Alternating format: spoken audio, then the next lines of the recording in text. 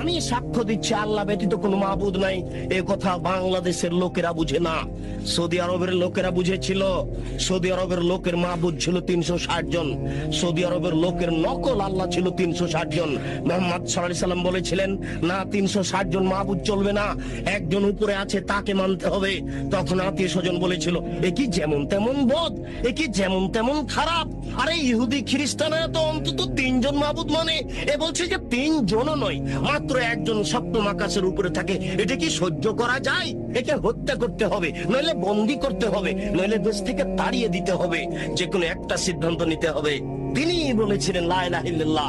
তারা বুঝেছিল, আমি বুঝতে পারি না। আমি সাক্ষ্য দিচ্ছি আল্লাহ ব্যতীত কোনো মাবুদ নাই, আমি সাক্ষ্য দিচ্ছি আল্লাহ ব্যতীত কোনো মাবুদ নাই। এই কথা বলার পরে আপনার বাড়িতে যত মূর্তি সাজানো আছে এগুলো একটা রাখা যাবে না। আপনার বোকা স্ত্রীর শোকে যে মূর্তি সাজিয়ে রেখেছে, ছবি সাজিয়ে রেখেছে, একটা চলবে না। যদি আপনি রাখেন তাহলে আমি সাক্ষ্য দিচ্ছি আল্লাহ ব্যতীত কোনো মাবুদ নাই, এটা টিকবে না। নবী করিম সাল্লাল্লাহু আলাইহি সাল্লাম যখন মুআয ইবনে জাবালকে পাঠালেন ইয়ামান দেশে, তখন তিনি বললেন, মুআয মনে রাখো, ইন্নাকা তাতি আহলা কিতাবিন, তুমি যাচ্ছ ইহুদি খ্রিস্টানদের নিকটে দ্বীন প্রচার করতে।